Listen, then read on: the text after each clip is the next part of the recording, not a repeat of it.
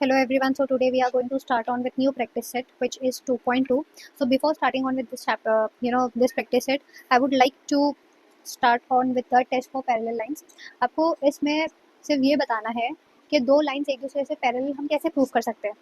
Suppose यहाँ पे line A B है और लाइन सी डी है. एकदम शॉर्ट में एक्सप्लेन करूँगी, नो इन डिटेल. ये जो यहाँ पे इंटीरियर एंगल टेस्ट है, ये सब डिटेल में किया गया है. मैं वैसे नहीं करूँगी, शॉर्ट में हो जाएगा. ओके. दो लाइंस है ए बी है और सी डी, ये एक दूसरे से हम पैरेलल कैसे प्रूव कर सकते हैं, वो इस ये टॉपिक में हम कवर करेंगे. यहाँ पे 3 टेस्ट आपको दिए गए हैं. Test for parallel lines.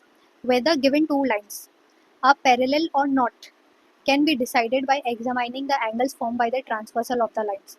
दो लाइन एक दूसरे से पैरेलल है या नहीं, वो हम कैसे प्रूव कर सकते हैं, उसकी ट्रांसवर्सल से प्रूव कर सकते हैं. दो लाइन का एक ट्रांसवर्सल होगा या फिर एक से ज़्यादा भी ट्रांसवर्सल लाइन हो सकती है. अब यहाँ पे इफ़ द इंटीरियर, हमने इस चैप्टर में कितने एंगल्स पढ़े हैं. सबसे पहले तो हमने करस्पॉन्डिंग एंगल्स पढ़े हैं जो सेम एल बनाते हैं, आपको याद है. उसके बाद में वर्टिकली ऑपोजिट एंगल्स हमने पढ़े हैं, ठीक है. उसके बाद में करस्पॉन्डिंग हो गया, वर्टिकली ऑपोजिट हो गया. लीनियर एंगल्स हमने पढ़े हैं. दो एंगल्स को जब प्लस करके उसका सम आंसर निकल के आता है वो 180 डिग्री होता है. उसके बाद में हमने ऑल्टरनेट एंगल्स पढ़े हैं, ऑल्टरनेट जो जेड और एन फिगर बनाते हैं. और उसके बाद में हमने पढ़े हैं इंटीरियर एंगल्स. ऊपर एक लाइन होती है और नीचे एक लाइन होती है, और वो जो इन बिटवीन टू लाइंस जो एंगल हमारे फॉर्म होते हैं वो इंटीरियर एंगल्स होते हैं. ओके. तो इतने हमने एंगल्स पढ़े.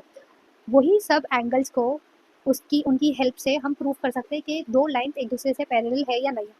फर्स्ट वाला जो टेस्ट है, if the interior angles on the same side of that transversal are supplementary then the lines are parallel. इसका मतलब ये हुआ, दो लाइन एक दूसरे से पैरेलल हम कैसे प्रूव कर सकते हैं, जब उनके ट्रांसवर्सल के या तो राइट हैंड साइड या तो लेफ्ट हैंड साइड जो दो एंगल्स बन रहे हैं, इंटीरियर मतलब अंदर की तरफ, ये जो दो एंगल्स उनके बनेंगे अगर वो 180 डिग्री के होंगे, सपोज ये होगा 60 डिग्री आपका, एक दूसरा होगा 70 डिग्री. अगर ये दोनों को ऐड करके 180 डिग्री आंसर आता है तो वो लाइन्स जो है, ये दो लाइन जो है वो एक दूसरे से पैरेलल होगी. बट अगर इनका सम करके 60 + 70, अगर ये करके हमें 180 डिग्री नहीं मिलता है तो ये दो लाइन्स जो है वो पैरेलल नहीं है. अभी 60 और 70 जो है वो कितना होता है, 60 + 60 130 होता है. 130 degree is equals to, is it 130 degree equal to 180 degree? No. So it means कि ये जो दो लाइन है वो एक दूसरे से पैरेलल नहीं है. अगर 90 + 90 होता, यहाँ पे भी 90 दिया होता, यहाँ पे भी 90 दिया होता, ये दोनों को ऐड करके अगर आपका आंसर 180 डिग्री आता है तो तभी होगा आपका ये जो दो लाइन है एक दूसरे से पैरेलल है. तो फर्स्ट वाला हमने क्या पढ़े कि दो लाइन को कैसे पैरेलल कंसिडर कर सकते हैं इंटीरियर एंगल टेस्ट से. दूसरा वाला जो होता है, if one pair of the pair of alternate angle is congruent then the lines are parallel. Alternate angles का मतलब होता है जेड या फिर एन. ये एंगल अगर ये 60 डिग्री है तो ये एंगल भी जो है वो 60 डिग्री होना चाहिए. अगर ये 60 है, ये 70 है, या 80 है, ये 90 है, तो फिर मतलब है कि वो पैरेलल लाइंस एक दूसरे से इक्वल नहीं है. ऑल्टरनेट एंगल्स में कॉन्ग्रुएंट होते हैं ना, ये side, this side is equal to this angle is equal to this angle. अगर ये दोनों सेम नहीं होंगे तो मतलब ये वाली लाइन जो है वो ये लाइन से पैरेलल नहीं होगी.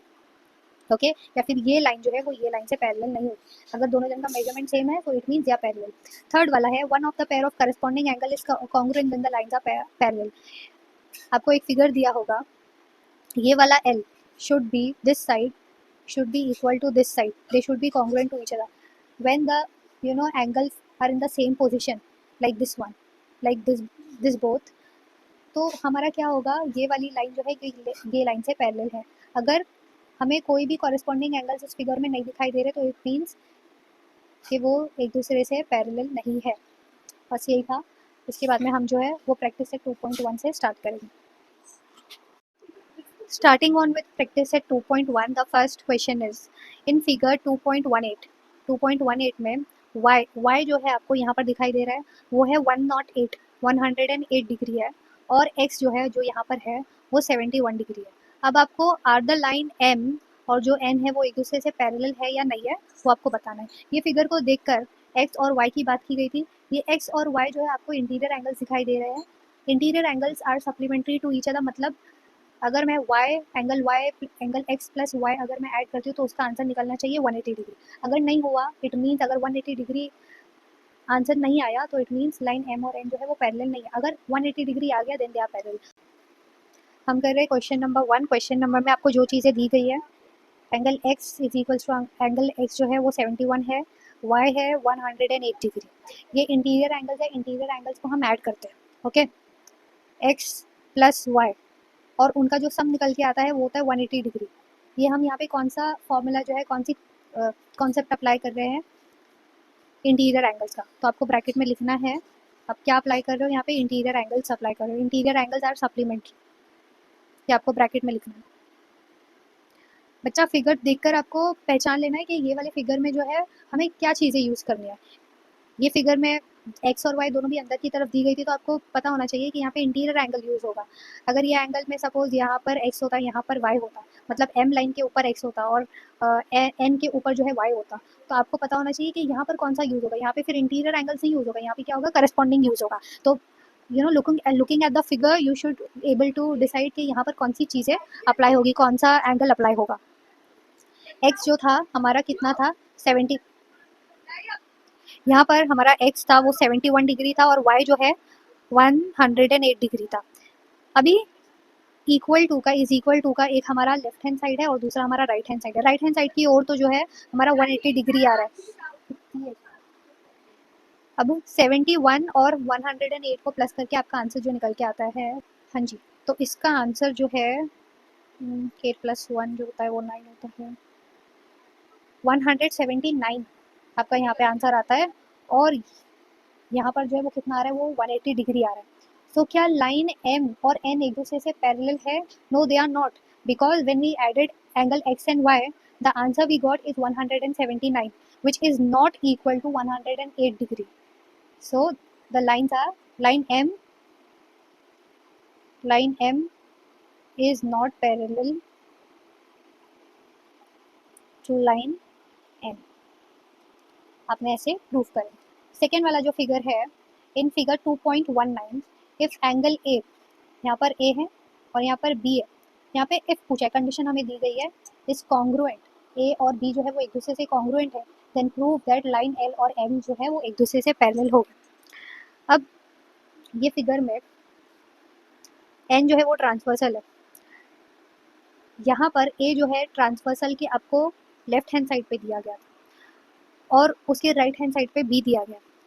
तो सबसे पहले, और यहाँ पर कोई मेजरमेंट भी नहीं है, सिर्फ आपको यहाँ पे प्रूफ करना है। क्या प्रूफ करना है कि लाइन एन एल और एम जो है वो एक दूसरे से पैरेलल है, और कंडीशन क्या होगी आपकी कि एंगल ए और बी जो है वो एक दूसरे से कॉन्ग्रुएंट है। ओके, ये वाले फिगर में आपको देखकर क्या दिखाई दे रहा है, क्या यहाँ पे करस्पॉन्डिंग एंगल, अगर करस्पॉन्डिंग एंगल होते तो ट्रांसवर्सल के दोनों सेम साइड पे दिए गए थे, तो ये करस्पॉन्डिंग एंगल नहीं है। दूसरा वर्टिकली ऑपोजिट, वर्टिकली ऑपोजिट में यहाँ पे ए और बी के अंदर आपको यहाँ पे फासला दिख रहा है। यस, ये ए जो है वो लाइन एल पे है और एम पर कौन सा, बी की कौन सी लाइन पे है, एम पे, तो वर्टिकली ऑपोजिट भी ये नहीं होगा। उसके अलावा इंटीरियर एंगल्स तो ये हो नहीं सकते। तो हमारे पास बचा है ऑल्टरनेट एंगल्स। तो क्या ये जेड बना रहे हैं, एक तो जेड कैसे बन रहा है, ये ए जो है वो आपका लेफ्ट हैंड साइड पे, ट्रांसवर्सल के लेफ्ट साइड पे दिया गया है और बी जो है राइट साइड में, यहाँ पर जो है वो जेड बनता है। ठीक है, ऑल्टरनेट एंगल्स तो है, पर इंटीरियर है या एक्सटीरियर है, ये एक्सटीरियर है, बिकॉज ए के ऊपर कोई दूसरी लाइन नहीं दी गई है और बी के नीचे भी कोई लाइन नहीं दी गई है, तो ये ऑल्टरनेट एंगल्स है। तो हमें यहाँ पे क्या यूज़ करना है, ऑल्टरनेट एक्सटीरियर एंगल्स यूज़ करना है।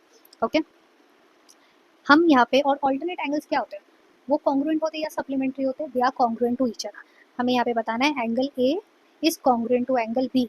How we got that A is congruent to B, यहाँ पे कौन सा हमने प्रूफ किया है, alternate angles, they are alternate angles, ये ऑल्टरनेट एंगल्स है। Alternate angles are congruent to each other, so therefore line, हमारी लाइन एल जो है is parallel to line M. तो इससे हमने प्रूफ किया है कि लाइन एल और एम जो है वो एक दूसरे से पैरेलल है। Okay, now moving on to question number 3। In figure 2.20, ये फिगर है, इफ एंगल ए, यहाँ पर हमारा ए दिया गया है, इज कॉन्ग्रुएंट टू बी, यहाँ पे हमारा बी दिया गया, एंड एंगल एक्स, दोनों सम में, ऊपर वाले दोनों के दोनों सम में दो एंगल्स की बात की गई थी। Now they are talking about 4 angles, A और बी कॉन्ग्रुएंट है एक दूसरे से, और एक्स और वाई एक दूसरे से कॉन्ग्रुएंट है। Then prove that line L और एन जो है, ये लाइन एल और एन जो है वो भी एक दूसरे से कॉन्ग्रुएंट है, हमें ये प्रूव करना है। क्वेश्चन नंबर 3, सबसे पहले ए बी की हम बात करते हैं। ए और B, let me draw the figure first.